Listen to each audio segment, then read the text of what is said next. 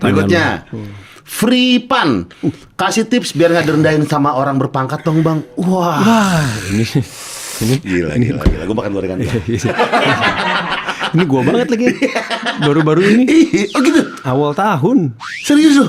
Lu nggak monitor? Ah, kenapa? Wah, ini lagi viral sebenarnya. Gua sampai diundang di Bang Helmi Yahya. Hah? Helmi Yahya bicara. Khusus tuh ngomongin ini. Ntar gue taruh lagi. Terus? Bro, gue, ya benar ini. Dia pasti nanya ini si Fraipan ini. Gara-gara dia baca tulisan gue di IG. Kemudian diangkat ke siniar. Dan sampai hari ini masih viral. Karena ada orang berpangkat bintang 3 di sebuah lembaga negara terhormat. Yang merendahkan profesi gue. Oh, tahu. Iya. Marah-marah nggak jelas, bro. Iya, Padahal tahu. gue nge-MC di sana diundang secara profesional, ada kontrak, harganya juga spesial, kita bantu negara. Tiba-tiba dia masuk ruangan, main dobrak aja dia teriak-teriak, suruh gue tinggalin acara. Gitu. Udah tinggalin gitu. Tapi dia bisa jadi datang ke ruangan gue saat itu juga dengan luka ya. Orangnya memang terluka sepertinya. Dan miskomunikasi, terima informasi yang salah tentang gue, jadi marahnya ke gue gitu. Nah, karena pertanyaan dia, kasih tips dong biar nggak direndahin. Ya, Fraipan atau Fripan, lu nggak bisa ngendalin situasi, nggak ada yang bisa. Situasi bisa berkembang kapan saja, terjadi apapun yang kamu nggak harapkan. Tetapi respon kamu jauh lebih penting daripada orang itu ke kamu. Nah, responmu saat itu apa? Saat itu respon gue adalah tenang.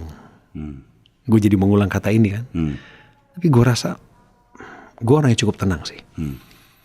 Gue percaya dalam ketenangan ada kekuatan. Jadi waktu dia teriak-teriak dan gue lihat dari jarak kira-kira 3, ya bisa 3 meter, bisa 2 meter. Gue lihat seperti ini, dia marah, mukanya melotot, matanya sinis. Dia teriak, gue nggak teriak. Gue sebut jabatan dia, misalnya jabatan dia sekretaris ya. Saya sebut Pak Sekretaris, ada masalah apa Pak? Saya bilang gitu. Dan dia nggak jawab. Dia teriak lagi. Udah tinggalin aja. Tinggalin gitu. Terus dia balik kanan dengan seluruh ajudan protokolernya. Gue samperin. Gue kejar dari belakang, ngikutin sebenarnya gue. Jaraknya kira-kira 2 meter dari belakang dia. Memang waktu itu hati gue tuh gejolak. Pikiran gue berkecamuk. Pilihan gue nih apakah gue tarik nih bahu nih orang. Apa gue tanya atau gue panggil. Pak. Yeah. Apa masalah Bapak gitu? Atau Gue belum tahu nih, karena gue masih jalan ngikutin dia. Tiba-tiba dia belok ke kiri, dia masuk ruang VIP, ruang di mana ada pimpinannya di situ. Ini orang nomor 2. Ada nomor 1-nya di situ. Dan orang nomor 1-nya gue kenal. Tadinya gue mau ikutin dia belok, gue masuk juga. Mau gue konfrontasi lah. Itu udah rencana kan? Namanya ada plotting ya dalam pikiran kita. Cepat sekali berpikir, tapi saat itu juga di hati gue tuh, gue percaya itu suara Tuhan. Tuhan tuh ngomong lembut sekali sama saya. Dia bilang gini, Cok, lihat tuh jiwa-jiwa yang nunggu kamu di ruangan.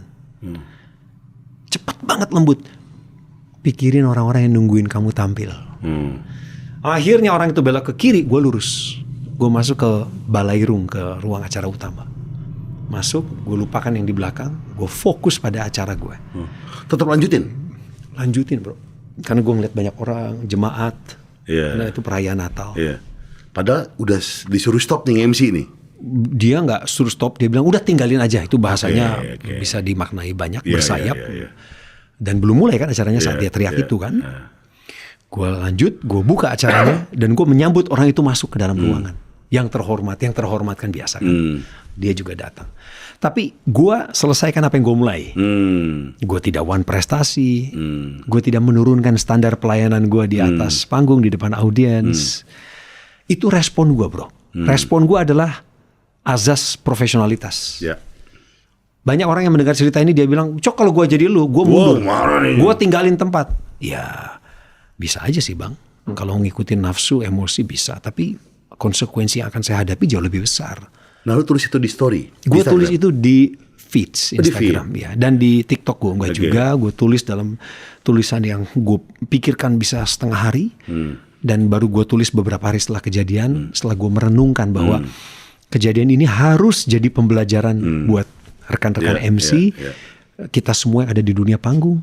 Karena bisa jadi kita pernah disepelekan oleh orang yang punya pangkat dan jabatan. Betul. Tuh.